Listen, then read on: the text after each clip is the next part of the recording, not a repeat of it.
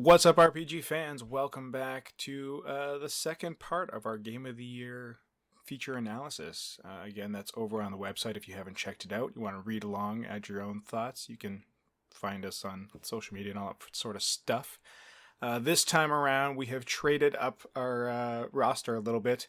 We've got Jono taking a seat, and we have Caitlin Argyros on the podcast today. Caitlin, Happy New Year. How are you? I'm good. Better than last week. Glad to hear that it's your year's slowly starting to ramp up. Yes. It can only get better, I hope. That's good. That's the best way to look at it, to be honest. And then joining us once again is Peter Schriesenberg. Welcome back, sir. Hello, glad to be back. We're glad to have you. Peter was almost not going to make it, but then the city came to a standstill with snow. So with nowhere to go, he is here. Yep, we had a massive ice storm last night, so I'm just not going to leave the apartment today. It's cool. It seems to be the safest way to kind of go about this, to be honest. I mean, why tempt fate, you know? Yeah, exactly. And then finally, Tyler Trosberg returns once more to Random Encounter. Tyler, welcome back. Hello, everybody. So last time we went through the top half, I guess, or almost half of our features, a lot of the big things. And we finished off with discussing, very briefly, the top indie RPG game of the year, which were Bloodstained Ritual of the Night, and then the runner-up was Disco Elysium, which we had talked in great detail about. And we're about to roll into our big MMORPG or expansion of the year, the winner which was Final Fantasy XIV Shadowbringers. For myself, I've never played a lot of MMORPGs, but I'm not going to lie, what got me into it was Ragnarok Online. Did anybody else play Ragnarok Online? That little Korean gem? No, but I remember listening to the music for the second Ragnarok Online too. Oh, yeah. Because it was Yoko Kanno who did the soundtrack for that game. Oh, really? I actually never looked into who composed for even the first one. Like, I loved the soundtrack, and I listened to it a lot too, because when you downloaded the full game, even when I beta tested it, you got all the tracks on your computer, so they're very easy to find and then just jam to. Yeah, it's brilliant. Like I don't know if she also did the first one, but she definitely did the second one, and I'm a huge Yoko Kanno fan, so Amen. But I kind of I've never tried it, but I kind of want to just because it's Yoko Kanno. Either of you fellows, or do either of you play much in the way of MMORPGs? I know, obviously we know where Caitlin stands, but I've never actually heard either of you two. Oh, Peter, you just got into 14 again, or just for the first time, didn't you? Yeah, kind of. So I played the Realm Reborn beta when it was first coming out. You're here. And then back on when it was on PS3. And then I didn't get into the game for a while, but with all the site people who are big fans of it, I felt like, you know what, I really should give this a shot. And I really enjoyed it. I'm almost done with the free trial period in Realm Reborn. And once my backlog clears up a bit, I'm probably going to dive in and start playing and subscribe, because it's a really great game. I'm really enjoying it. One of us. So when your backlog clears up when you retire, right? Yeah, well, you know how that is. But better late than never, right? No kidding. Tyler, have you done any MMORPGing? I've done some in the past. I usually just picked up like random ones here and there. I did try the free trial for Final Fantasy XIV, but my internet's like really bad, so I could only play it at like a friend's house. So I'm not in a good position to get into it. That's not yet. ideal, yeah. Yeah, that's totally fair. But if I ever get good internet, I would like to give it another try. Well, that's all good. But yeah, the Ragnarok Online was pretty cool. It was Korean developed, came over here. It looks like it was a group called Sound Temp, kind of like a collective, kind of like, isn't Hyperduck like a collective? It's not just one person kind of sort of idea. I can't remember who that composing group, but anyway, it was a composing group that did the music for it. Anyways, it was really rad. But the game was cool. I liked the very anime-ish kind of art style of it all, and the class progression. You get to, it's very similar to, like 14 does that too, where you have to get to a certain level and then you can kind of open up into classes that are bigger and better. Or in this one, you start as a novice and then you can kind of choose where to go from there. Kind of like, it felt very Final Fantasy Tactics-y in that regard. You start with your foundation and then grow out from there, which is basically... Yeah, it's a really fun system. Yeah, it's nice. So 14, We were really excited to get Caitlin on here for obvious reasons, being our resident expert of it, our resident expert of Final Fantasy 14. So, Caitlin, why do you think this won MMORPG of the year? Which, it's pretty much it's been on our top game of the year feature list for years now, right? Yeah, so 14 usually wins in our MMO category, in part because 14 is great, but also it's just, most of us who are playing MMOs are playing 14 at the site. We don't. I know Scott plays a little Guild Wars, so there's that. But like we don't have a lot of people who are playing lots of different MMOs. And since most of us are playing 14, it makes sense that that's the one that we play because we can play together. So there is a little bit of that, like, well, it wins because it's the one that everyone's playing kind of thing going on. But They're a hard it's time commitment, right? So trying to get into multiple different ones for different reviews, it's to ask a lot of the team, and we would need a bit bigger team to have even just like 1 or 2 people dedicated to just MMOs. Although we did get someone was in Elder Scrolls Online this year too, so we at least had that. But it just didn't quite place up there to beat Shadowbringers, obviously. I keep meaning to play the Old Republic. Right. Because it's free. The base game is free. But I just don't have time for it because, I'm playing so many single player games either for the site or just personal enjoyment. And then I have a couple of days a week where I play 14, and it's like, it's hard for me to find the time to conceptualize finding a time to devote to another MMO because, like you said, MMOs are huge time sinks. They require a lot of time and dedication to get through all the content. So and 14, I'm still doing things. I'm in the process of leveling up all my jobs and getting my crafters leveled in 14. So I would like to play more MMOs, but 14 is so good that I don't have time for it. Which exactly is why Shadowbringers made it to the game of the year. So I haven't gotten this far into the content, but I also really like 14, not only for the social aspect of being able to play with the rest of the team at RPGFan, but it is really compelling, the world, how they've adapted Final Fantasy into an MMO RPG setting. They already obviously got their feet into it with 11, and there was of course, the failure that was the beginning of 14, and then we got A Realm Reborn, and everything's been trucking along since, to Shadowbringers now, which Caitlin's been on the podcast before, both in her review and in talking about it there, and the video review. This is apparently some of the best writing Final Fantasy has ever seen. So it is. It is very much the best writing Final Fantasy 14 has ever seen. And, well, no, Final Fantasy, yeah. I mean, like, everyone knows my opinions on the last couple of single-player Final Fantasy games and how I think that 14 is far better than them. So, but I don't need to rehash my thoughts on Final Fantasy 15 and 13 trilogy. But yeah, notably with Shadowbringers, the main scenario is written by the same person, same woman who did, for instance, the Dark Knight storyline, the job quest storyline for Dark Knight, which is, I think, still considered by Final Fantasy 14 fans to be like the best job quest storyline in the game, and which I have not gotten to yet because I am slowly leveling my jobs and I haven't gotten to leveling Dark Knight. I'm kind of saving Dark Knight to be my last tank that I level just because I know the storyline's going to be good and I want it to be my last tank experience. It'll only go down from there, unfortunately. Yeah. Well, I mean, like, I'm sure like Warrior and Paladin are good too. I've already got Gunbreaker leveled, so I'm sure they're good too. But I know that Dark Knight's going to be better, and I kind of just want to say that for last. And unfortunately, tanks are probably going to be the last jobs that I level. I'm working on my DPS now, so it'll be a while, but I will get there, and I am looking forward to enjoying that storyline. But yeah, I mean, the story is a big part of why I and a lot of us love this game, and for me in particular, I think my hang up on MMOs for the longest time, besides, paying a subscription, was just this sort of assumption is thought that, well, if it's an MMO, it's an MMO, the story isn't probably going to be like the same like level of depth that a single player game would be, because you have to, accommodate all these different players and different activities. How can the main story kind of equal or add up to what a single player game would be able to focus on?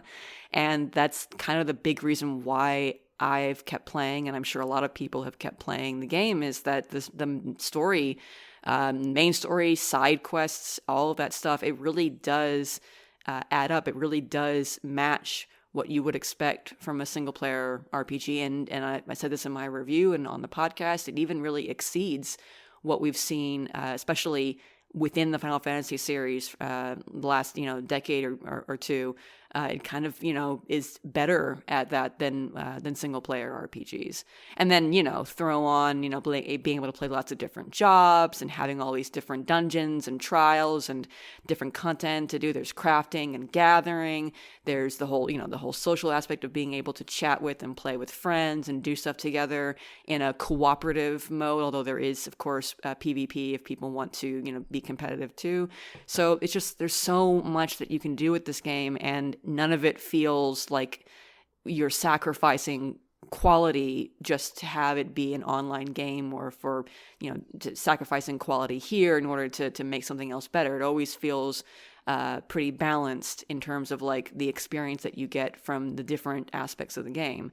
And Shadowbringers in particular, like I mentioned in my review, that I wasn't sure that they could top Heavensward, which was the first expansion after A Realm Reborn, and was still, even after Stormblood, the second expansion, was still really that was the bar that I had for the game. I didn't think Stormblood really kind of hit the bar that Heavensward put out, so I wasn't really sure that they could exceed Heavensward. And I will fully admit, a part of me kind of didn't even want them to, because Heavensward was just that good, and I was like, oh, I don't want something to be better than it.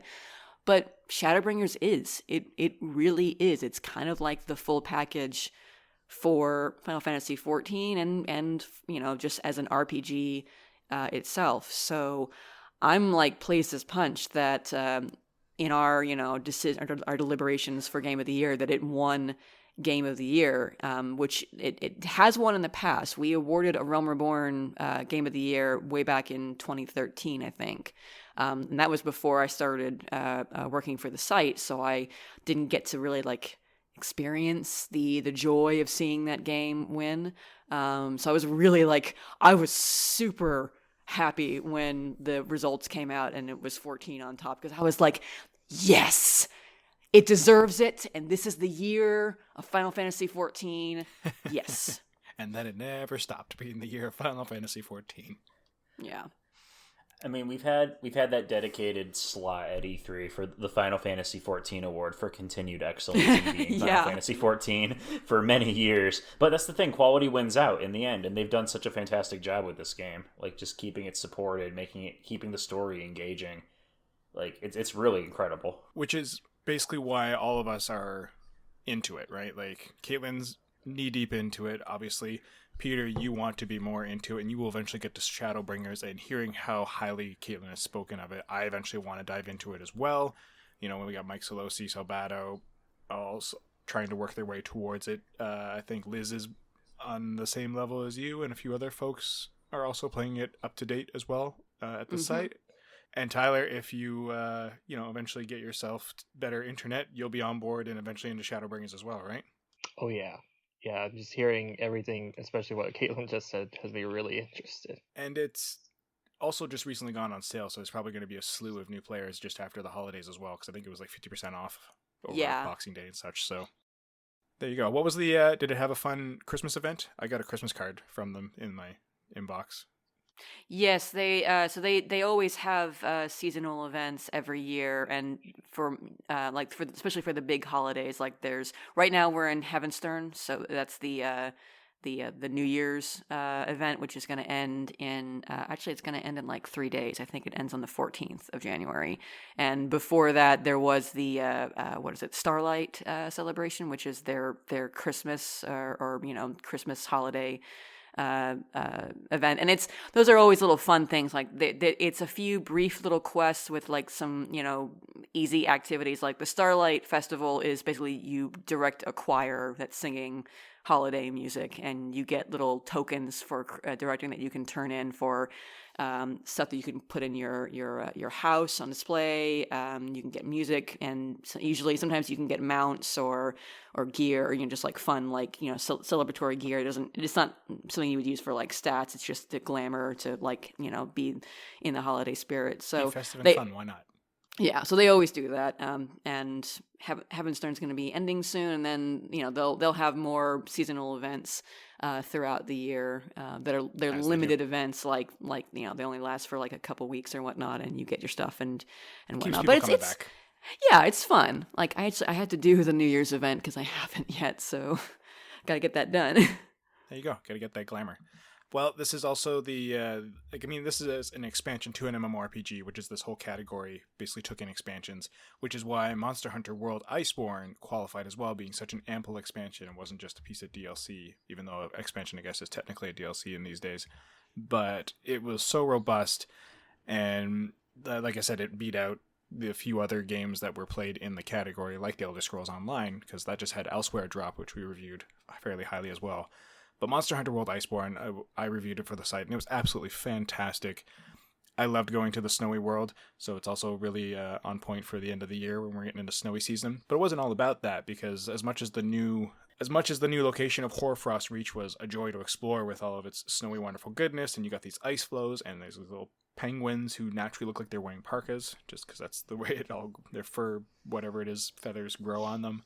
And there's, ice will break in certain areas and fall into the waters below, and you'll plummet down to that and have to go crawl your way out to find the monster again up on top. And it connects to some other areas, as it all does.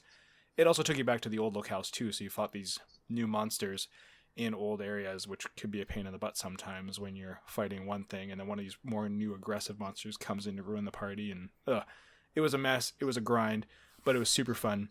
And I loved everything about it. It reinvigorated the game for me, much in the way that Shadowbringers was doing for Final Fantasy XIV. It made it a joy to play again.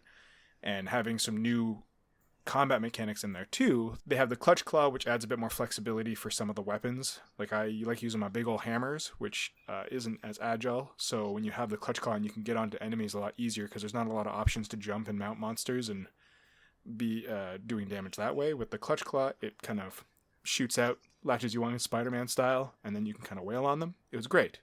Alternatively, I also like using the Insect Glaive, and that keeps me flippy-dippy and up in the air, and two very different things. So it's nice to have the option to do both. I can't remember if I've talked to you about it in the past, Peter. Have you ever done any of the monster hunting? I haven't. Well, I played a little bit of Try ages ago, and I didn't really think it was my thing. But World has always looked really. Yeah, exactly. I think I was in college. Actually, because my roommate at the time was super into the series, and he was like, "No, dude, you got to try this." And I'm just like, "I can't. I'm bad at video games." But Monster Hunter World looks really good, and I've always been super curious to try it. So I'm thinking maybe with now that Iceborne is out, I know there's a bundle that comes with both of them. I might actually try to jump in, but hashtag too many games. Yeah, it's a legit problem. And Tyler, have you ever monster hunted?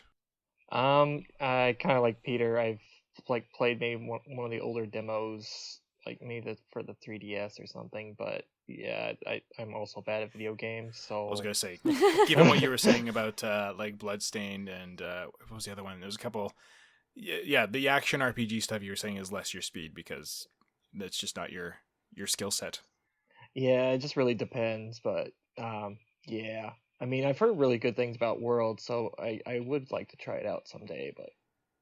Yeah. It's definitely the most digestible and easiest to get into, for sure. And, yeah, it is still going to be very action-heavy, so which is... If you're someone who is good at those mechanics, you're going to definitely get more enjoyment out of it and find it more rewarding, because it rewards good gameplay, for sure. But it also... You kind of can go at your own speed, and if you have other players to help you... It lets you get through a lot easier, because I needed that just to even try and get it done in a decent time for review, because it's just you're banging your head against the wall in certain fights just because they're so challenging. But on your own sometimes, just to have that extra leg up to get through it a bit faster without having to grind so hard for gear or whatever. But it's a grind, and that's what people want. You go in to hunt monsters, take their parts, make something cool out of it, and then go back in and do more of it. So right. Yeah, so I came out of it definitely a lot better than when I went in, that's for sure. It was a bit of a learning curve remembering how to play it again as well. And we've got more new content coming out for it. So this is a game just like the core World game that's going to just keep on giving. They released new monsters, and then they just gave a new crossover with Horizon Zero Dawn once again. and because it's Hoarfrost Reach, it's a crossover with Caitlin, what's the Frozen Wilds? Frozen Wilds, thank you. It's a Frozen Wilds crossover, so you get Aloy again with a new armor set for her. So now there's 2 different Aloy skins you can unlock and different hunts to do, so it's kind of fun. To that end, has Aloy's inclusion in Monster Hunter is it attractive enough for you, Caitlin? No, I'm sorry. I played the demo before the base game came out, and I actually streamed it for the site. It's not, Monster Hunter isn't my thing. I wish it was, because I love the Palico minions to death. I like there's their Monster Hunter event in 14 where you get a Palico minion, and I was all over that. Especially because there's a cutscene of your character talking to the Palico and getting surprised that it's a talking cat, and my character is a cat person, is a Makote. That was awesome. You're like me, but little. Yeah, it's like, why am I surprised? They do that gag a couple times. But yeah, it's just not my thing. I'm happy that Monster Hunter World looks like it's this game that has, like you said, kind of revitalized the series for fans, and it's great that it has this big new expansion. But yeah, I'll just watch from the sidelines. I'll cheer the hunters on, like, go, you can get that monster, get it. I do like how much the cover dragon from Iceborne looks a lot like Trishula, the ice barrier dragon from Yu-Gi-Oh! So that's cool. I like that.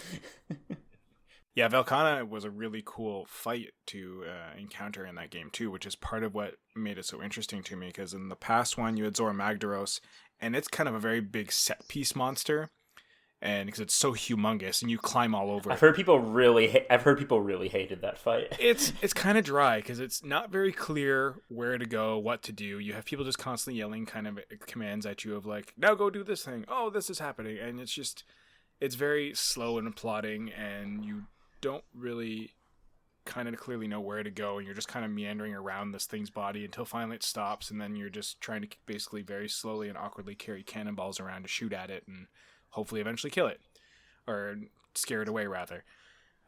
Whereas the Velkhana fight, because it's a more quote-unquote normal-sized monster, it's one that you can actually engage with, but they still manage to have a very cool set-piece battle where you're fighting it outside of the base, so you're trying to help defend the gates from this thing attacking it, so you're trying to distract it from attacking the gate, but also trying to stay alive and also trying to do enough damage to it. Like, there's a lot going on, and then you have a bunch of other hunters, NPCs in the game, or if you had a party of 4, you could all be ganging up on it as well. So you feel like it's a whole team battle much more cohesively than the Zora Magdaros fight was. Even though the Zora Magdaros fight was supposed to be designed to be, again, everybody in your base coming together to defend against this elder dragon that's trying to go somewhere where you don't want it to go.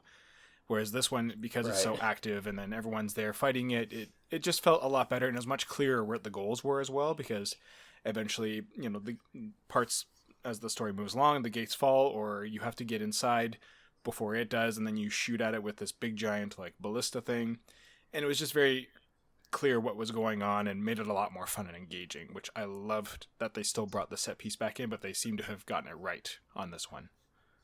That seems pretty cool, yeah. And that's what the fights kind of remind me of. Like, it's very much a light version of an MMORPG in so many ways, because you're learning like its patterns and everything like that. And while it doesn't always telegraph them in such a way as your MMORPGs will, if you know what to look for, having done the fight enough times, you know how and where to dodge, where things are going to land more often than not. And that's where the skill kind of comes in as well, which, again, it's the same thing in Final Fantasy XIV. There's a skill to analyzing the patterns of their attack patterns and what timing and what state it's in and where you're going to move to get out of the way. Ideally to not make Caitlin the saltiest white mage you'll ever know. But if you stand in those areas, you'll get raged at. I understand. Don't piss off the white mages, like your life depends on them. Yes, healers are important. Don't make us mad. We'll make your life a living hell. Exactly. But 2 solid games. Like 14 has stood the test of time. They've turned it around, and Shadowbringers is no exception to a great pedigree that it's kept on building. And Monster Hunter World Iceborne is more of what you want if you enjoyed Monster Hunter World, you're going to enjoy Iceborne. There's a reason it made this list. And then there's a lot of fun post-game stuff with the guiding lands and all the new content that's going to come out. Like, both games have a lot to offer people for the next year and then some until the next expansion comes out. If one comes for World, I don't know, but there's guaranteed going to be one for 14, that's for sure. Oh, yeah. Yes, indeed. So rolling over to mobile games, almost everybody's favorite category to hate, even though we all probably play something on our phones, I'm sure. There hasn't been a lot of RPGs that really attracted me. Like, I've tried different things. I think, what is it? It's something Frontiers, Battle Frontiers. I don't know. You get a little party of characters and you can direct them around. They're very, like, hand-drawn looking, not quite stick figures, but very simple anime, and you just go through, like, different stories. It's probably the best RPG I played for a long time until our winner actually came out, and that was actually more compelling. Does anyone here play any RPGs on their phones? Not really, no. Ports or otherwise? I have RPGs on my phone. I just never play them. I've played more than I used to. I've been warming up to them more because I've definitely played the winner of this category. And I feel like that it also comes part and parcel with just having the right phone these days too. Like now that they're getting more powerful, it makes it a much more appealing. Screens are bigger, so you're not having half your screen covered by your fingers trying to like work poorly implemented controls, which is usually the biggest issue. Which is why something like having Final Fantasy Tactics War of the Lions ported over to mobile games, that made sense. I love it. It's one of the cleanest looking ports I've seen. It's a lot of fun, and it's the only way I can play War of the Lions. But I mean, Caitlin, you have it on Vita, so why would you get it on phones? Well, the slowdown is still a problem. Oh, really? From the PSP yeah, I mean, the Vita version is just the PSP version, and the PSP version had, that horrible. They never fixed that. Yeah, it lags like heck. So I mean, it runs better on mobile. Yeah, it seems to. Like, there's a few moments of it, but again, that was also when I had it on an older device. On my current Pixel 2, it has no issues, and the cleanup of the graphics they did too when they patched it a couple years back is really nice and crisp as well. And yeah, it's a gem. So whether it's a port or not, there's obviously plenty to play, but the winner of this category was Another Eden, The Cat Beyond Time and Space, which is a super obvious love letter to Chrono Trigger. Translated into kind of side-scrolling RPG terms. It was good. I find it gets a bit bogged down with like the side questiness of it, because you're just kind of basically going from quest to quest. The story's all right. The art style is really neat, and it's compelling enough. Tyler, you said you played it. I'll let you chat a bit more about it. Okay. Well, yeah, I really liked it. I haven't played it in a while. But when I played it, like, the battle system's pretty straightforward and pretty good. It definitely is a homage to Chrono games, because I even like has some nods to Chrono Cross. I feel it sometimes. Like, I remember there were some stories ahead, like the Mojo from Chrono Cross looking kind of wood straw character showing up. But cool. The voodoo doll guy. Yeah. It's like, wow. But yeah. Didn't Masato Kato work on this yes. game? I thought. Yeah, it had some team members from it too, and yeah. Yeah, he wrote it. He was the lead writer. Yes, he is. So yeah, it's really good. Like some of the characters aren't so great, but a lot of them are pretty interesting, at least. And yeah, I was really addicted to it for a while, but it got really difficult after a while, and I just couldn't keep up with it. There is some spikes for sure.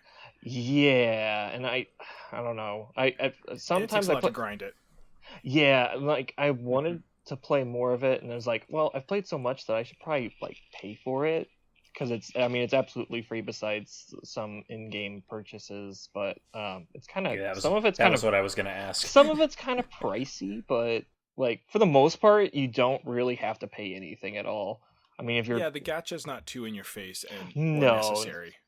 Yeah, no, it's not at all. So yeah, I really like it, and I really want to go back to it one of these days. But you played it too, Peter?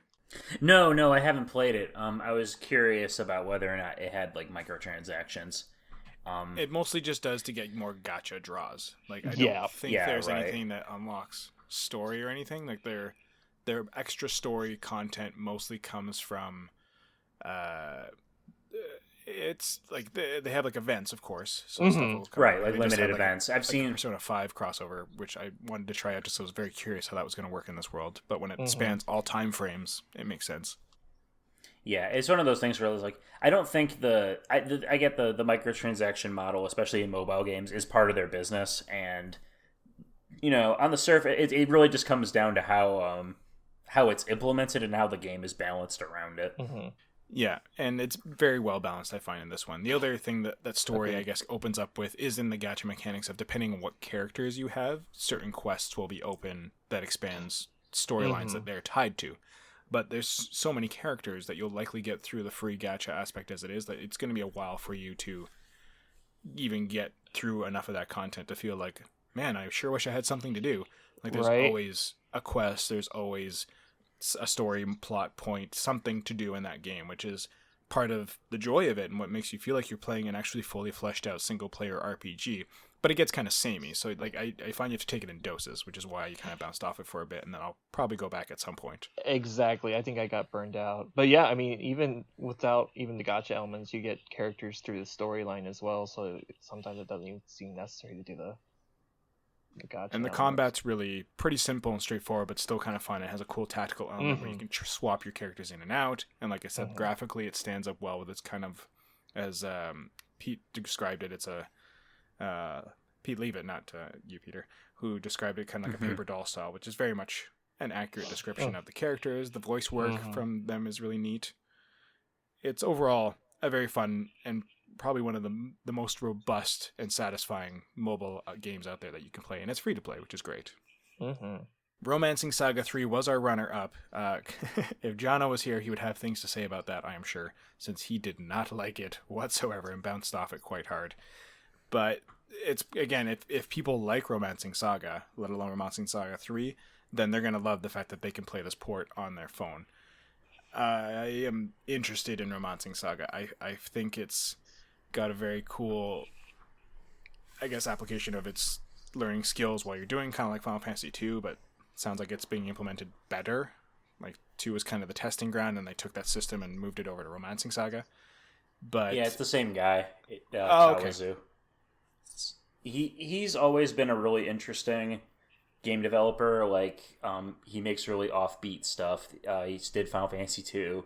He did the Saga games, and he picked up Final Fantasy 12 where Matsuno left off when Matsuno left the company. And we can all blame him for the Zodiac Spear thing in the original version. Yeah, he's a really interesting game developer. It's one of those things where I think he hits a particular niche of people who really like to kind of fiddle with their RPGs and have a lot of freedom, but they also aren't very good at. They're also not very good at telling you where to go or what to do. You kind of got to figure it out. I have Romancing Saga 2. I haven't played 3 yet. Well, it looks fantastic, and with this new remaster, putting it on the phones and stuff, it looks wonderful. Yeah, I love the graphical style. If we ever get like a proper FF6 port, I want it to look like this. Oh, I agree. Like, that's definitely the highlights, and like between this and its stellar soundtrack, those are the 2 highest points for John on his review as well. But he found the story is subpar, and yeah, with its finicky gameplay system, he didn't take to it as much as other people do. Again, it's cool that you learn skills by applying them and such, but it's just, again, it's not everybody's cup of tea. There's a reason for myself too why I've bounced off to Final Fantasy 2, and I want to go back to it at some point, but you got to know what you're signing up for with these titles. Caitlin or Tyler, have either of you ever romanced your sagas? Not this saga, no. Have you played like even the first one, or have you done Saga Frontier or anything? Well, I played Saga Frontier way back in the day and didn't really get into it that much. I mean, I didn't dislike it, but I don't know. I think I don't remember if I got distracted, which is a thing that often happens, or if I just didn't get into it enough to want to keep playing it. Way back in the day, this was what, PS1, I think? I think it was. Yeah. It might have been a rental, and so I tried it for a little while and didn't get far enough to want to re-rent it. That might have been because I don't think I bought it. I think I only had it for a little while. So it was back in the Blockbuster days where like I rented a game for like 5 days, and if I didn't really like it in 5 days, I didn't re-rent it. Which I miss being able to demo things that way. Yeah. You guys remember demo discs? Those things were rad. Yes! Oh, my like god, those and things stuff? were amazing. Oh, I love those. Mm-hmm. I still have a few demo discs just because they had some really fun stuff or like, some cool music that's only on the demo disc and not in the actual game, Yeah, Well, because right. there's always like an like alpha version sometimes too, so you could do stuff that either got later taken out or was better perfected or whatever. And I think I've told the story before. I got Brave Fencer Musashi for the demo disc that came with it. Which was And 7, it was right. Was it? I think it was 8. Oh, okay. Yeah, I think it was 8. Yeah. Right, 'cause it I came wanted to after play 7. that demo, so I bought. I had. I think I bought. This is when I was young enough that I had my parents get me this game, but I got it, and it ended up being like the best decision I ever made because I fell in love with Musashi, and it's one of my favorite PS1 gems. It's a fun romp. Yeah, It is. It's it really fun. needs a remaster. God damn it! Well, I wouldn't be shocked considering it sounds like they want to update almost their entire catalog because it was Square Enix as well, wasn't it? Or was Squaresoft at that point? At that Yeah, point, it was a Squaresoft. Squaresoft. Yeah, so I yeah. wouldn't be shocked if it's gonna come down the pipeline at some point. Please. It would have been great on the DS. It would the have been 3DS. pretty Yeah, good. it would have worked perfectly with that. Squaresoft, remake Parasite Eve. I will give you all my money. Ooh. Oh, can you imagine Parasite Eve with like the production values of Final Fantasy VII Remake? Oh I my would be god, that so would be happy. amazing. I want to now. Okay, shame on me for putting that idea into everybody's heads because now we're gonna be. Now I want it. Yeah, It's okay. We can wildly speculate. It's end of the year, right? Final Fantasy VII Remake Part 2 will come with a demo disc for Parasite Eve Remake. And Yes. Okay, Incredible, yeah, actually. I'd be down for that. Well, back to this. Tyler, have you done the Romancing Saga in any way? Not really so much. I think I rented Unlimited Saga once a long time ago, and I didn't Ugh. care. Yeah, I didn't care for it, so that kind of threw me off the series in general. It's take it or leave it, but it stands up as being a good game to have on phones. It doesn't seem super demanding. I mean, of the two, I would definitely push people more towards another Eden, but you'll take from it what you want, right? It's one's a lot more light and fun. The other one's a fully fleshed out game. So while you're gonna have to suffer through gacha mechanics and everything, you're gonna get one or the other. Depends on what you want to pay for, right? So either way, both stand up titles, depending on your tastes. And we're never going to be without something to play on our phones, whether it's a port or otherwise. But moving along, we've got some unconventional or hybrid categories because there's a lot of adjacent stuff that we cover at RPGFan. Stuff that isn't quite a solid RPG. I mean, we definitely bend the rules for Legend of Zelda. We've talked about that before. But it doesn't really fall into that category. But we have stuff that we'll cover that may not be an RPG outright, but it's references to RPG material like Left Alive. There's a reason why it's not on this list. And but it takes place in the Front Mission world, right? So for us, we got to look at some stuff. I mean, Dragon Quest Builders was our winner. I'd say it's a much more direct reference to its material, even though it's a builder game, so it's very much in the vein of seeking the success that Minecraft opened up with its whole building things genre in the cuboid world. But it still has a lot of RPG elements with how you quest and build and everything like that, your characters-wise. I have been attracted to Dragon Quest Builders since the first time around. Rob Steinman had a lot of good stuff to say about it on the podcast, but it was enough to make me go, with his hesitation, it was enough to make me wait for the second one, where apparently they have perfected things to such a degree. Even though combat can still get better, it's apparently a lot more interesting this time around. We've seen the success of Minecraft, and this seems to be going well enough that they got a second out of it. And then if you like Dragon Quest in your Minecraft, then this is the way to go. I have yet to get the second one just because time and money commitments. I haven't gotten a chance to play a lot of on this list because of those reasons. Has anyone here been building up a storm? Nope. Sorry, I'm really boring. Oh, that's okay. I tried the demo. I'm still a novice to the Dragon Quest series in general, but I really, really liked the demo a lot. It was just so charming, and I'm not really into builder games either, but that game from the demo was really good, but I haven't gotten around to getting the full thing.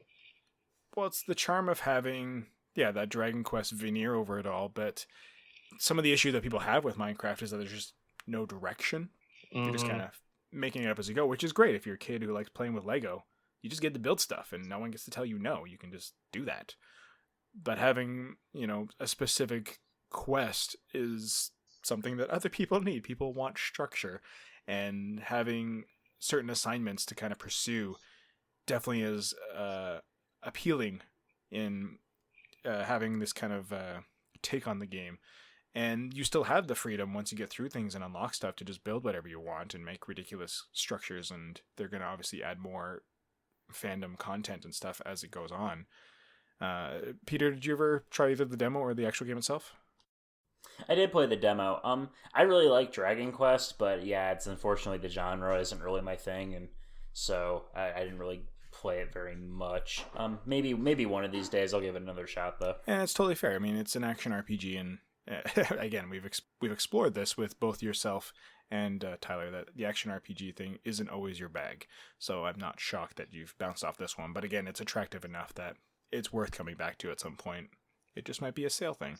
But it won this year. Mike Salbata had nothing bad to say about it. He plays it with many other people at the site as well, which makes it that much more fun. And I think that's the real joy of it too, that you can kind of quest along and build with your friends. Yeah, right. I can see the appeal of that. Exactly. And it's all what you want from it, right? Like, I would have a good old time with Gwen in this, for example. And I think that's the bigger appeal for me, even though I like Minecraft and can get lost for hours just setting myself to a project. I'm a self-starter when it comes to Minecraft. But otherwise, yeah, it's not for everybody. Like, one of my closest friends here, he's never wanted to try Minecraft because he's just like, what's the point? Why? What do you just go out and just have to figure it out? Why would I do that? It's not for everyone. But you know what's really fun, Greg? What is really fun? The enemy is approaching. Caution. The enemy is approaching. Caution. The enemy is approaching. Caution. So mad at you. The enemy is approaching. So mad Caution. at you. The enemy is approaching. I'm so sorry. I had to. It's one of the worst parts of Left Alive. Were you looking for that as soon as ever since he said Left Alive? I've been waiting to use that clip for at least 5 minutes. Oh my god. Oh gosh, again, there's a reason why it didn't make this list. Greg is in the middle of a flashback right now, and it's not a good one. Very appropriate, given. Jumps a level further, which reminds me of Master, your batteries are running low. And with Fee crying at you, it's just, inane AI is super obnoxious. So quick, someone mod Skyward Sword that it includes the audio from Left Alive. Oh man, or vice versa.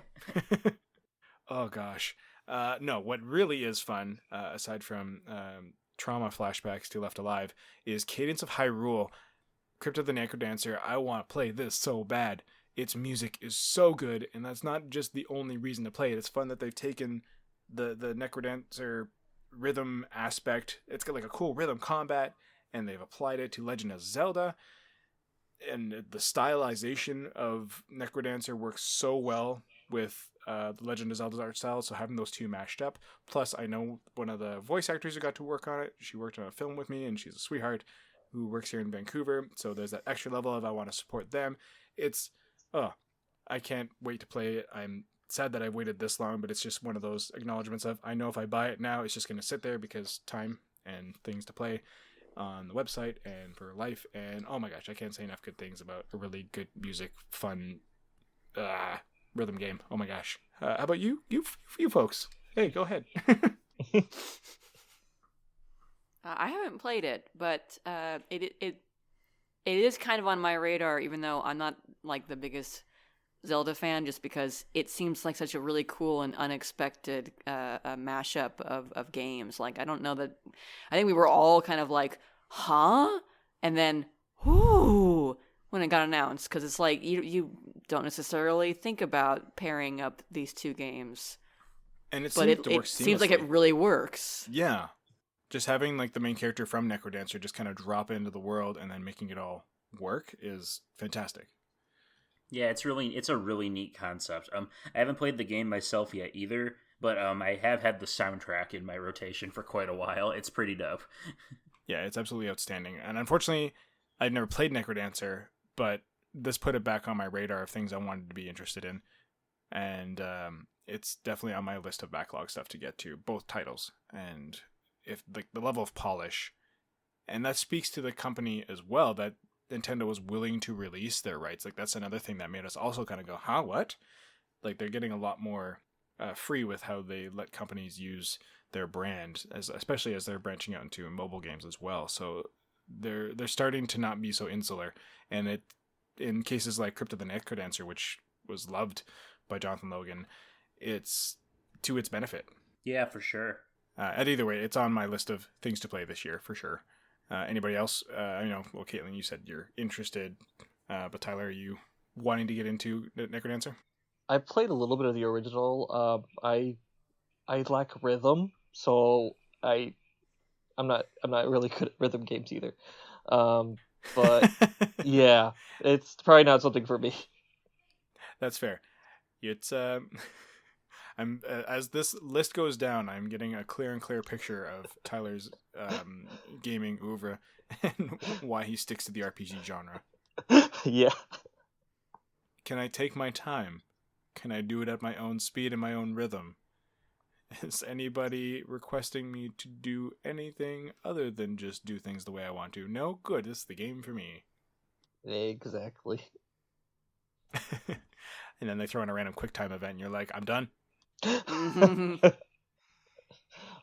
Oh, gracious. Yeah, it depends on the QuickTime event, but yeah.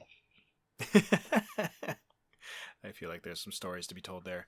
Well, both solid entries. We reviewed them both quite highly, and I don't see any reason why no one would want to explore these from our list. Moving along, we've got some good remakes and re-releases, which also branches into Legend of Zelda. Link's Awakening was our winner. Remakes have been a thing for a while now. It's hard to... When did this really become a thing? Was it films or games that kind of established, oh, this is the way we're going now?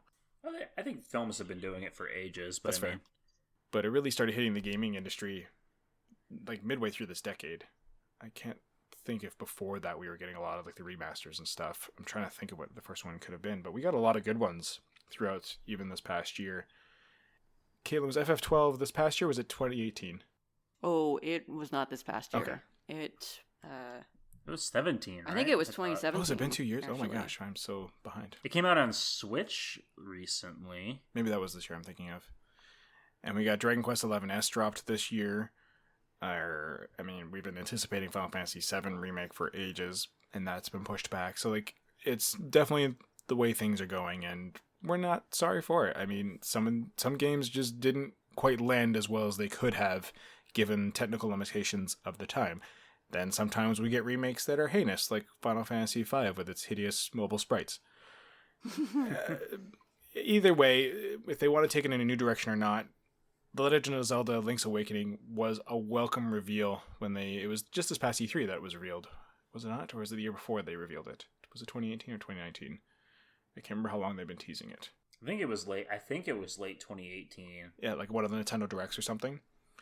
Yeah, I'm not 100% sure on that, though. I don't know if anybody else has played Nintendo Land as much on the Wii U as I may have with having a child who loved playing it, but the style was immediately like the Nintendo Land game for Legend of Zelda, and this is one of those games where it works beautifully. Like, the new take on it is super fresh, and it's super fun. I've played a bit of the opening moments of the game. Everything is there from it. It's just streamlined and just looks better, sounds better. The Game Boy title was great, so it didn't need to be touched, but this is one of those remakes where it's like, yep, we'll take it, because they did a great enough job that it stands on its own 2 feet and doesn't take anything away from the title. I know, Caitlin, Legend of Zelda is not your bag, so you probably won't be diving into this anytime soon, if at all. No, Yeah. probably not. And there's nothing wrong with that, but Peter, Tyler, are you going to be adventuring in this one? Have you played the original on the Game Boy at all? Yeah, I played the original. I missed the remake last year because it just came out at a busy time. But it's on my to-do list for this year for sure because it looks adorable. I love to I like 3D Zelda more, but I do enjoy 2D Zelda, and Link's Awakening is just one of the best ones. So I'm excited to get into it. It looks great. Mm-hmm. Tyler? I haven't really played much 2D Zelda. I've really only beaten like 2 Zelda games my entire life, but it looks pretty charming, so I might give it a try one of these days. Gotcha, but it's more of a if it's on sale kind of thing.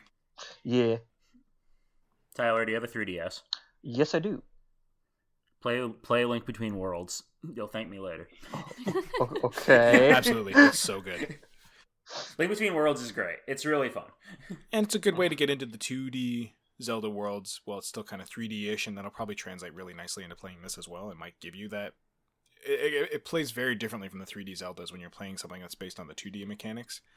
All the puzzles function in such a different way, and like I played through the 2 Oracle games. That's the closest I've gotten to Link's Awakening, and I played a little bit of DX, but this will be like my first actual like commitment to Link's Awakening, and I'm excited for it because it's set so highly on so many people's pedestals in the franchise for so long. Like you were just saying yourself, it's one of the best ones you've played too.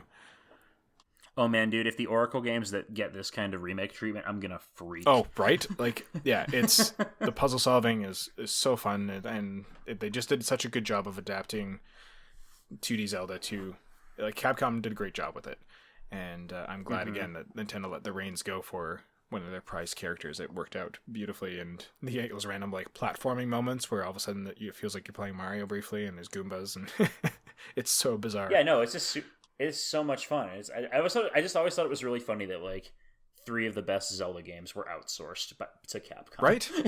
But I mean, they got pedigree, and it's no surprise that they succeeded.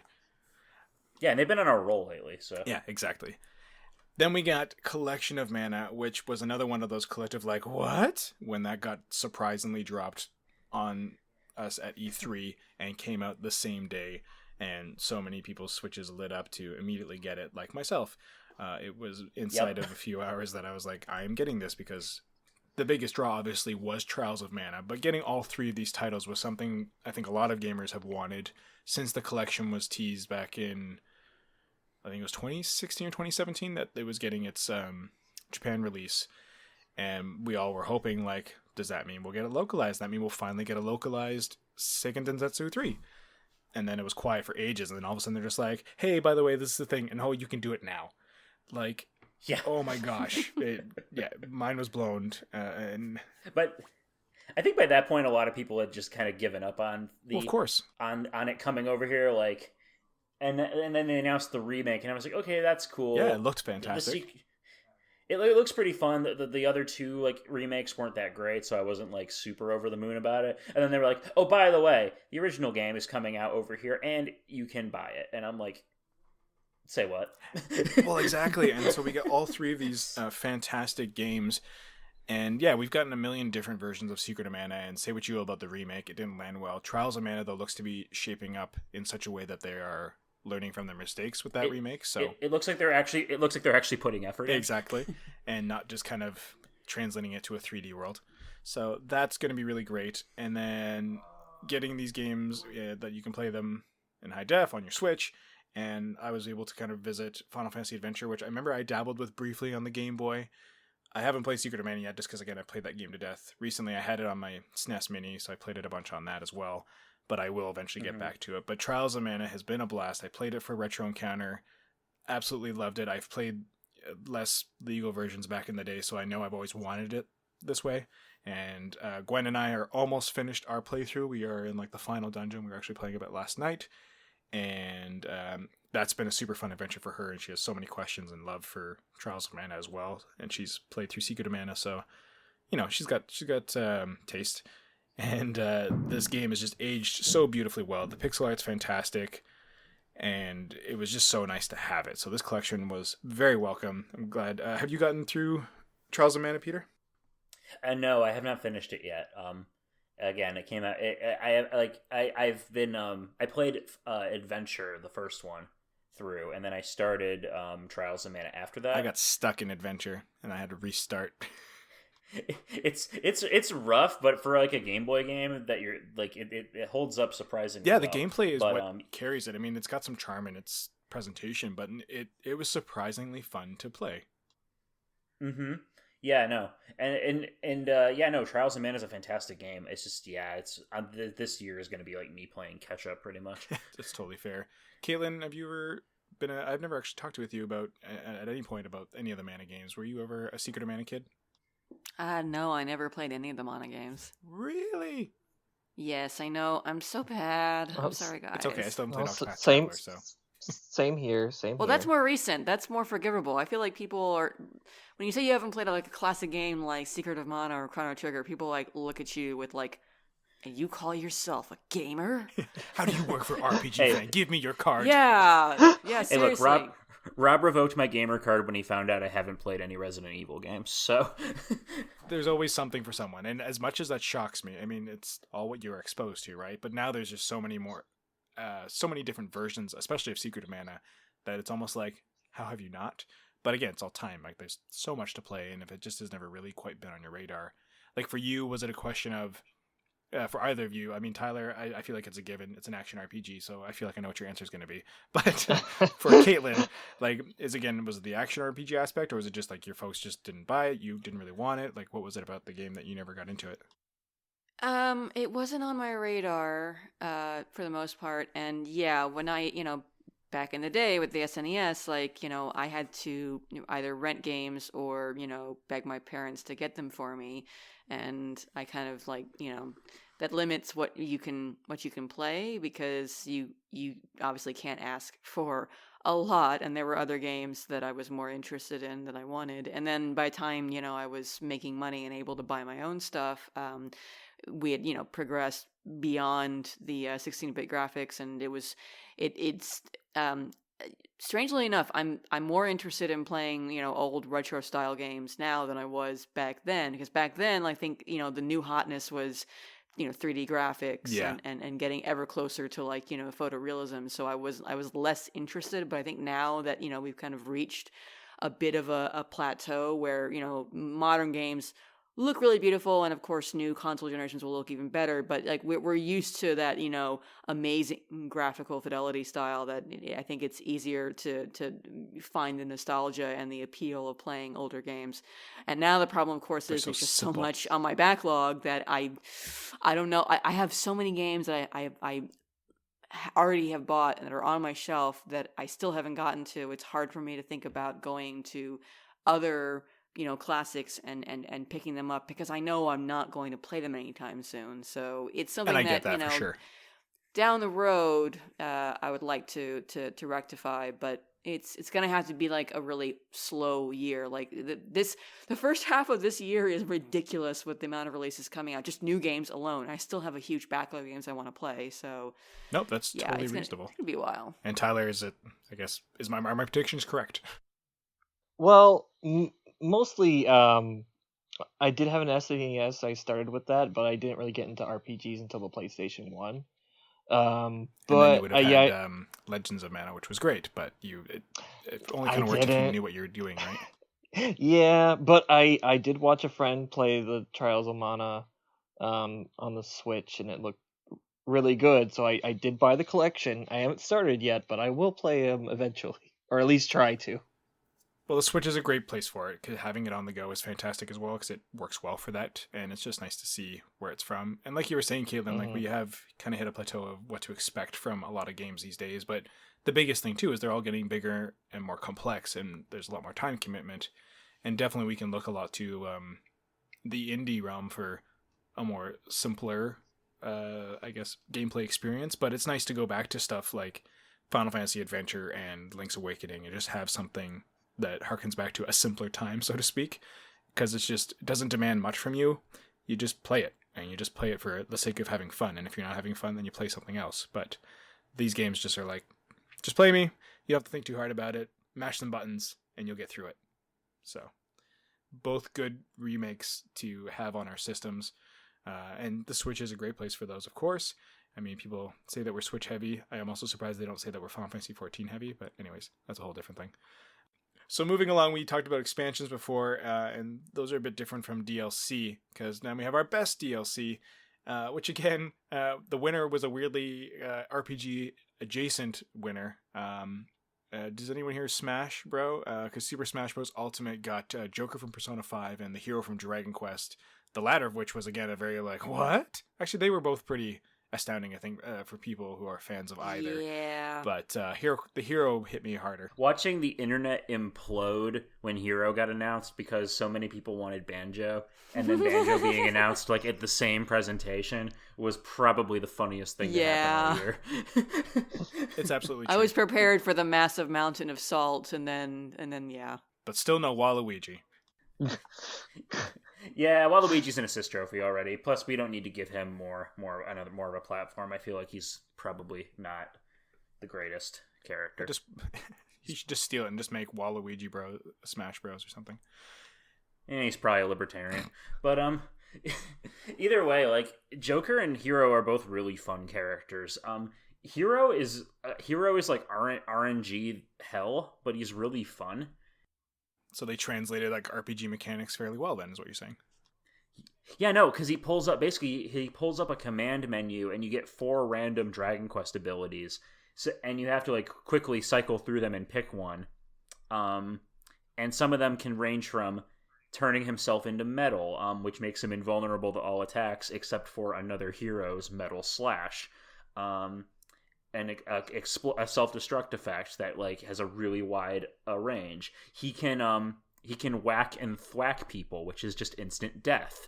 Yeah, those are brutal spells. He can reflect projectiles. Hero is dope, and then Joker is just super fun as well. He's got a load of utility. He's got great recovery options. Once you charge up Arsene, then he gets even more powerful. And you have a Mementos as a stage, and it's great. I love Smash Ultimate. That game is super fun. Well, does the Joker? Because it sounds like they definitely hit the Dragon Quest mechanics. I don't know as much about Persona 5 though, but do you feel again they translated Persona 5 combat mechanics well enough into Smash Bros? I mean, I wouldn't say that much. It's more like, but they do fit Joker's like Phantom Thief aesthetic very well. He's got a grappling hook with pretty wide range that you can also use offensively. People figured out that it is really easy to grab somebody, knock them in the air, grappling hook, yank them down, knock them again, grappling hook. You can basically juggle people. He's a Joker, get it? Anyways. Yeah, he's got a gun. And that's what I like. It's just his... Sorry, finish your thought. No, I just like in the presentation, Joker's special attack is gun. Then we'll get Shadow the Hedgehog doing the same soon. Anyways.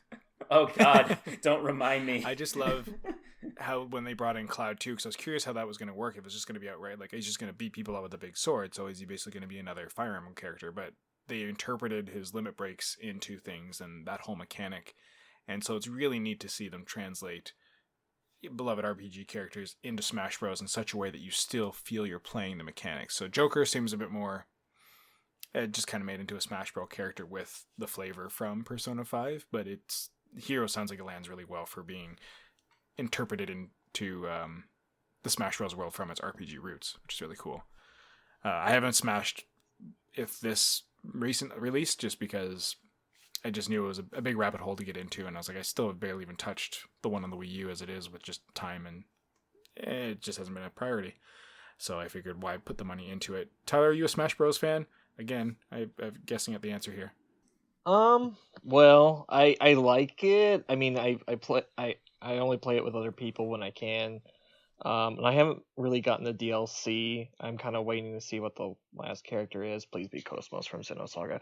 But well, the nice thing is it's not going to be the last character because they already announced there's going to be a second wave. That's true. But yeah, I only play it if like someone asks to play it. I'm not huge into it, but I'll play it. I mean, I'm personally not that good at it either, so I usually get my ass handed to me. Yeah, I will freely admit that I'm not very good at Smash, but I mean, I don't think anyone really is. That's a lie. I've seen There's some pros who are pretty darn good. Oh, pro Smash players scare me. One of my friends plays in like the competitive scene here in Grand Rapids, and she is like unstoppable. It's kind of amazing. Well, that being said, our second one is much more rooted in what we cover here, and Fire Emblem Three Houses has its whole season pass, which that game has a lot going for it with a lot of expansion and of the story and more characters to bring into Gargmach Monastery.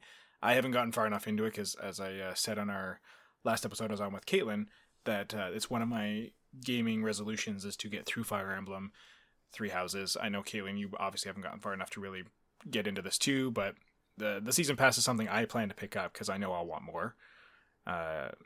Peter, have you beaten Three Houses? Yes. I've beaten one route. I'm gonna replay and play the other ones soon, hopefully. But I have the season pass. The major story expansion they're doing, I don't think that's out till April, so I can't really comment on that. But they've been steadily adding new costumes, a few new little mechanics, like you can finally pet the animal, interact with the animals in the monastery. Very important. Which is long overdue. You can feed the cats, and they will give you items sometimes. You got a dead mouse. Yay! Thank you. Naturally, I made it my mission to feed every cat in the monastery. Because come Good. on, Crazy Cat Byleth. Yeah, pretty much. They added a sauna. You can interact with characters to boost your relationship with them, and that's but pretty much it's anime. Yeah, it seems a bit indulgent. The costume they added for Byleth is way better than her default outfit, so I use that for the entire game. Sorry, I couldn't hear you over Caitlin's eyes rolling. What? No. Yeah, no, I will freely admit that when I get to Three Houses, I'm going to get the expansion pass solely so I can get rid of Violet's horrible default costume. Because I want to play as female Byleth, but I don't want to have to look at her horrible costume for the entire game.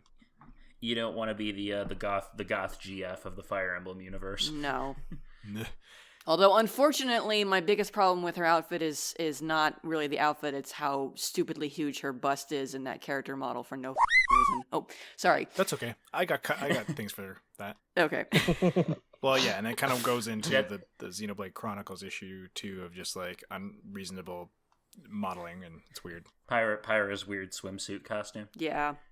They would both look a lot more appealing. I mean, the costumes there's still problems with the costumes themselves, but their busts just are like, what? Why? Well, exactly. Yeah. Target audience, I guess. Yeah, there's definitely an element of marketing. But it still doesn't take away enough from the game. We've talked about that despite some of its anime indulgence, it's not heinous, and it still makes the game is very playable, just regardless of your sensibilities. And I'm excited to get more of it. And yeah, that story content addition will be welcome to this game because there's already so much to unpack, obviously, and then just getting more of it will likely be quite fun. And Tyler, I think we talked a bit about Three Houses, that again, the strategy RPG stuff isn't really your bag. Yeah, I mean, I'd really like to play it, but yeah, I might try it just one of these days. I mean, there's probably difficulty options, right? Yep. Yes, there are. Okay, all right, I might. Yeah, honestly, you can set it to they have the traditional classic mode where characters will permadie. They have as well as a casual mode where your characters come back at the end of the mission, and there's also a sliding scale of difficulty that can range from like easy to lunatic difficulty, which you probably want to avoid if your life depends on it. But but yeah, so you have a lot of flexibility in how hard you want the experience to be. Personally, I would recommend keeping classic on because I don't really see the point otherwise. But I'd be come on. I'd be so anxious. I'm not that person. Don't get me wrong. I'm mostly just teasing. Because if you're playing on casual mode, your characters come back at the end of the mission, so it changes your playstyle a little bit. But other than that, it's not really a big deal. Okay, I'll make a decision. I would personally recommend casual. Okay. Because that's what I played on, and I enjoyed my playthrough, not having to worry or save scum in order to not lose characters, because that's what you do when you play on classic, is you just reload, and you still don't lose people. It's less time wasty. Although with Three Houses, you can rewind turns, which does make it a little more bearable. So you don't have to. Yeah. Yeah, you don't have to restart the whole mission, which is nice. Okay. That I totally agree with. That was a waste of time. No, that's totally good. But either way, if it's only like a lukewarm title for you, anyways, getting into the whole season pass may not be your thing. But you could get hooked, and it's just nice to know that it's there. So we've got some good stuff to look forward to with either of these DLC pieces. So if you like Smash Bros, but you want some RPG in there, that content apparently was quite stellar. Like, you just sold me on, if I were to ever get Smash Bros Ultimate, I would definitely be getting the Hero DLC, just because that character sounds rad. I love how that mechanic sounds. It seems so neat and adds a really fun element of, I guess, a bit of chaos, but also some cool strategy to it. And then just getting more Three Houses is going to be great.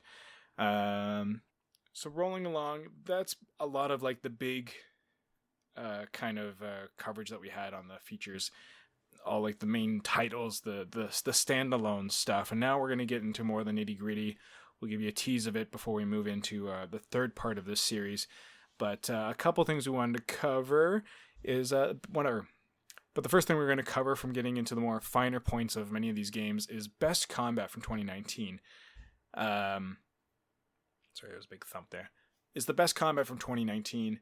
Everyone plays their games in different ways, and I guess combat can either be like your turn-based classic strategy game or your more action RPG stuff. I mean, I didn't talk about it earlier when we were talking about Secret of Mana, but like, I loved Secret of Mana's combat and having the fun twist on the RPG mechanic of getting into the action and charging up your weapons and leveling them up and getting different attacks, and all that sort of stuff was super neat, but still enjoying the numbers ticking up and numbers appearing when you hit things, and all that stuff was cool.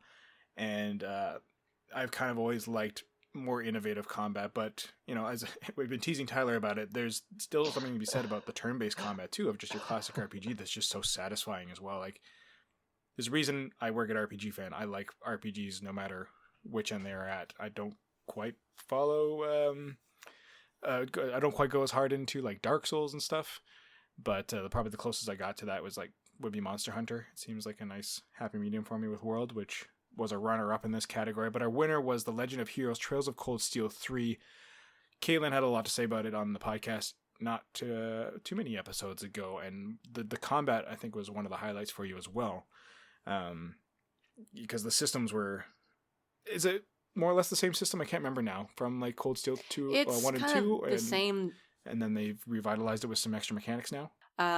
It is basically the same basic system from Cold Steel 1 and 2, but there are little tweaks and additions that make it run smoother and give you more options in combat. So it's the same, it's turn-based, everyone gets their turn. You have crafts, which are like special skills that you can use that are all nice and flashy and unique to each character. You can equip quartz, which let you perform arts and also boost your stats in various different ways. And this is quartz like the gem, not like quartz of the volume. Yeah, no, this is like, they're little crystals that you fit into like your device is called orbments that lets you cast magic. Thank you for indulging my stupidity, Peter, with that giggle, and for explaining it, Caitlin. I'm sorry. Nope, I really appreciated it. Anyway, so you get quartz. Sorry for interrupting you, Caitlin. Yeah. So yeah, the basic, you have stranded attacks, you have special attacks, and you have magic, and it's all turn-based based on like, your stats and speeds and things like that. What's nice about Cold Steel 3, first off, really more of an aesthetic thing, is they changed the UI with Cold Steel 3. So it looks very similar to Persona 5 in the sense that you use the directional, the D-pad and the face buttons to do your different attacks, as opposed to in the previous games in the Cold Steel series where you had a ring that you would rotate to use different things. So it makes the whole process a little bit faster in terms of like, how do you access the different parts of the battle system, because you don't have to like rotate around, you just push a button. And both sound to make this whole mechanic more active than like your traditional turn-based system of just like selecting through menus and touching everything. Like, that just seems a little more engaging. Yeah, definitely. And it helps you sort of get right to it, as opposed to, having to go through multiple menus to find what you're looking for. And then the other new things from this system are the Brave Orders and the Break system. And the Brave Orders they basically give you a new way to use the Brave points, which were in the previous two games. but were largely just used to do follow-up attacks with either like your linked partner or the entire party. But now you can use those brave points to give orders to your party, which gives you various different stat buffs. Like it can increase the amount of damage you do, it can increase the amount of break damage you do. It can speed up your turns. You can use it for all different sorts of things. So it can be very versatile in terms of how you want to strategize and make use of it during combat. And in fact, I mentioned this before, you can use brave orders to really break the game in different ways, which is kind of fun because you've always been able to break the game in the Cold Steel series, but now you have this whole new system that you can use and take advantage of to break the game or to really save your ass, depending on who you're fighting. And then the break system is entirely new in Cold Steel 3. Basically, every enemy they take damage to their health, but they also have a break meter that they take damage to as you attack them. And when that meter goes down, they enter a break state where they are vulnerable. They lose their turn, they take more damage, and you can basically pound on them and do lots of extra damage when they're in that state. So a big part of the combat system now is figuring out ways using brave orders, using different quartz to boost like your break damage to increase how much break damage you do to an enemy, so you can get them into that state faster and then really wail on them. And that kind of changes the flow of combat a little bit from the previous games. Whereas the old Cold Steel games, delay was king. You wanted to use delay to push back an enemy's turn so that they did not get their turn as often, and you could just keep attacking them. But now, while you can still do that in Cold Steel 3, the focus is more on breaking enemies and getting them into that vulnerable state. So it kind of changes up a little bit what you do in terms of how you approach a fight, how you're equipping your party members to take advantage of that. And it can also be really abused if you want to make things, pretty trivial. And, that we talked about that on when I was on. We did, about, you remember you saying how easy it was to kind of, not necessarily abuse the system, but you can definitely, the advantage is very real if you know how to manipulate the system. Yeah, and I think ultimately, that's cool because you don't have to do that. You can ignore that and just treat it kind of normally and just do it the way that they kind of intend for you to do it. But it's also kind of cool that if you spend the time to equip the right things and to strategize your party members and your brave orders, that you can really take advantage of that. I think that kind of shows the flexibility of the system in allowing you to experiment and do crazy things with it. So it's a lot of fun. It's really it's ultimately the best version that we have over here in the West so far of that battle system, even though there are little issues here and there that crop up. But it's a lot of fun, and it's just, it's good stuff. It's a good time. Yeah, and I can't think of any other... but we had... what other different... like the Bravely Default system and the Break Boost system from... like Octopath and Bravely Default, like they seems like there's my brain, without understanding the context of Cold Steel, it kind of goes there of just, again, manipulating different points to kind of give yourself more turns or more activities and stuff to do in the system itself in the battles. But so it sounds like that to me in some ways, but it just seems like they've really done a good job of innovating that turn-based system, which is super fun. Yeah, definitely. And I can see it. Yeah, it's semi-related. It doesn't quite work in the same way, but the basic concept of trying to take advantage of turn order and get as many turns as you can in before your enemy attacks is kind of the same. And it's one of those things where it's a bit of strategy to add into. It's a turn-based RPG. It's not a strategy RPG, but you have these little elements in it that let you strategize how things play out, and that's always kind of fun. It always feels a little bit more cerebral than like a standard turn-based game where you don't really have that kind of the ability to manipulate the flow of combat like that. Yeah, and that's kind of how it has to innovate. You're either going to go purely leaning into this is just a traditional RPG like you know and love, or you've got to innovate on it. Tyler, this definitely seems more in your realm, and I can't remember last time when we were talking about Trails of Cold Steel whether you had gotten into the series, and I think you said you had played something in the earlier ones, like Legends of the Sky or something, or Trails in the Sky or something, or... Oh yeah, I've played the first two Right. Sky games, and then I did beat the first Cold Steel, and then I don't know if I got kind of burnt out, but I started playing Cold Steel 2, but I haven't beaten it. But the combat system, I mean, do you is this the kind of the direction you'd like to see, like that standard turn-based combat go? Oh yeah, definitely. Like I'm really interested, especially with the simplification of like being able to cycle through your menu, like what Caitlin said. That sounds really awesome to be able to just press a button like Persona 5 and get through things a little bit faster. I do have a question though. Are there giant robots in the third game? Yes. Yes. Okay. There are giant robots. They make a return, and let's see it. Depending on how far you got into Cold Steel 2, you may not have gotten a huge taste of the Divine Knight combat. So there's lots of that in Cold Steel 3, and which recently changed the shape of the battlefield in a lot of ways. Well, I mean, it's different from on-foot combat. It's the Divine Knight combat isn't really that different from Cold Steel 2. The major change is that you now have more than one party member in most fights. Okay. So there's more robots. So you're speaking Tyler's language. Yes. Okay. There are more robots. Yes. And Peter, this is like this. I like the way this combat sounds, and like the more I hear about it, the more I want to play any of the Legend of Heroes games. But yeah, for yourself, Peter, you weigh in on these options. It sounds like a lot of fun, and the games are definitely on my radar. It's just, question of time. But I too enjoy turn-based combat and political intrigue and giant robots, so I'm all in on this at some point. Well, how do y'all feel about giant monsters? Monster Hunter World Iceborne, I threw this on the list, and it went through because, again, the combat is one of the biggest things you're coming for, because you're going to do a lot of it in Monster Hunter World. Unlike something like Trails of Cold Steel, where it has a lot of character development and a lot of story development. Story in Monster Hunter, I understand, has probably been pretty thin from the get-go. It's all just a vehicle to hunt more monsters. And if you don't like the mechanics and you don't like the combat, then you're going to enjoy it. Hence what Peter was saying when he tried Try, it was lukewarm to him. And if you don't like it, then you're not going to enjoy the rest of the game, because that's basically all it is. And it was the same for me when I tried...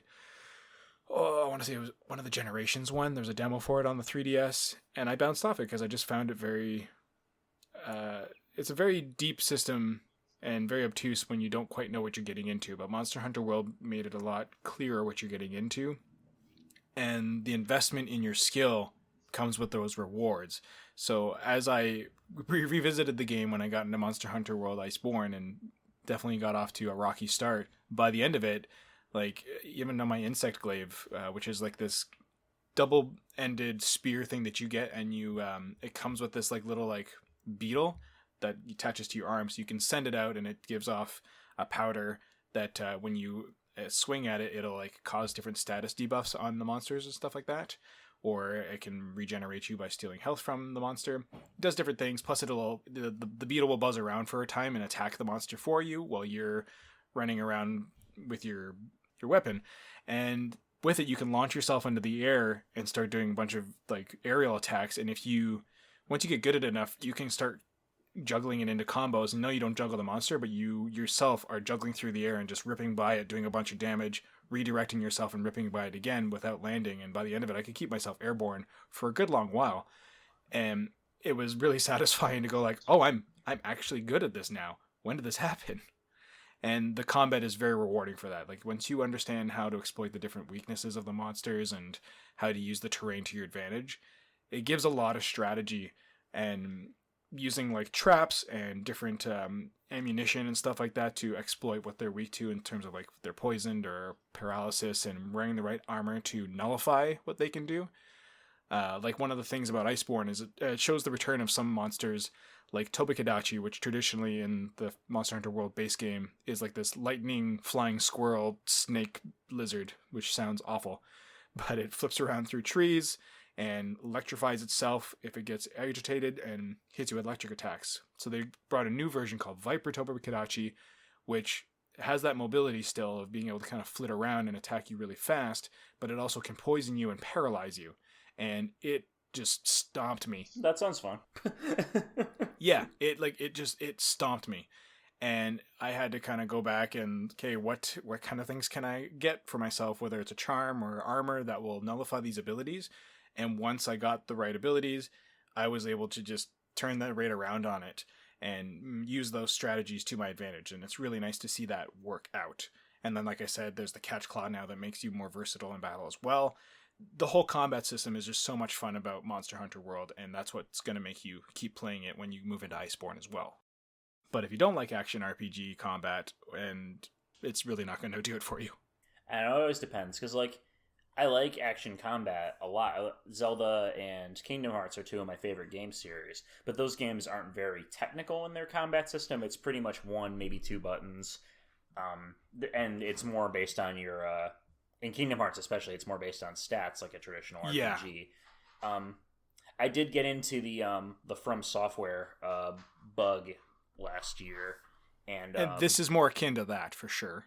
Yeah, exactly, and it's one of those things where it's like I totally get the appeal of overcoming a challenge and adapting to that challenge. It is really satisfying. I don't always have the patience for it, but I'm also stubborn enough that like once I get into it, I'm like, okay, nope, I'm going to keep ramming my head against this brick wall until it falls over, and that's yeah. So I can totally see the appeal. Yeah, of that. And I would say then, like, this is kind of like a lighter version of it, because I'm the same thing. I've gotten to the From Software bug for a bit with Dark Souls, but they're far more punishing if you don't quite get the mechanics right, whereas this one's a bit more forgiving. It's almost like an arcadey version of that, if you understand what I'm saying, where you find like a lot of arcade action games tend to be a little lighter and more forgiving with their mechanics. Like, even to say to Caitlin, it's the difference between playing like Flight Simulator, whatever, we're on 23 now, and playing Ace Combat. One is going to be a lot more technical and expect you to know how to actually fly a plane, whereas the other one's like, here's 50,000 missiles, zip around and have fun. Yes.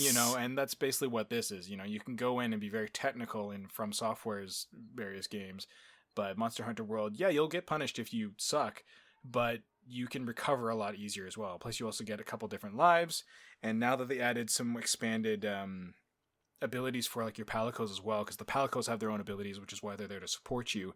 And one of the thing is it's like a vigor wasp. There we go. That they're little creatures that you can endemically find in the world, that they have these little green blobs under them, and if you attack them, that'll drop the blob and it heals you. And one of the palico powers was they would summon one of those for you and give it to you in combat when you're hurting, and now they have an ultimate power up if you level their skill up further, that one of them will revive you once in battle. So you can give yourself 4 revives throughout the battle, and 1 for free without any punishment of losing money. At any rate, so it's got a lot to offer for people who are willing to get into it, but it's the more digestible Monster Hunter that we've had in a long time, and I think it's a great starting point for anyone who is interested in the series, for sure. And the combat is, definitely no exception to what am I trying to say? And the combat is definitely the biggest appeal. So it was a lot of fun, and I found joy in it once again, going through this whole game and the grind of it. So, yeah. For sure. So that's all we have time for today. This is going to be a 3-parter. I was hoping maybe we get through this in 2, but we still got more to talk about if you're still willing to listen. We'll have other regular episodes coming out soon enough as well, so you can just skip over these if you don't want to hear us talk about them and find your own thoughts. But it's really nice to kind of unpack, I guess, this stuff. I'm very interested in hearing different people's viewpoints as to why they have or have not played it and what they've found in each of them. So thank you so much, you 3, for joining me on the podcast today. No problem. Yeah, thanks for having me. Always. And hopefully we'll be here for part 3. That would be nice. We're going to be moving on into best visuals, so I really do hope that Peter's here for that, because speaking of Kingdom Hearts 3, it's in that list. And we still have a lot more to talk about when it comes to Shadowbringers and Cold Steel 3, because they definitely had a lot of winning things on our list. So hopefully we'll have all 3 of you back, and then maybe John will join us once again when he's done all of his traveling around for the holidays. In the meantime, folks, you can email us at podcast@rpgfan.com, or you can find rpgfancom on Twitter and Instagram, and let us know your thoughts on the features, whether you're listening to the podcast or reading along. I'm sure people will have thoughts to share on Facebook, all that sort of stuff. So thank you, as always, for everything you're sharing. On the next episode, there's going to be reading gamers' thoughts that they've shared with us about what their experiences were in 2019. So thank you again for sharing that stuff with us over here at RPG Fancom. rpgfan.com. There we go. And finally, thank you so much for listening. We'll see you on part 3 of our Game of the Year feature. Bye. Bye. Bye. Bye. Caution. The enemy is approaching. Caution. Treason, bye!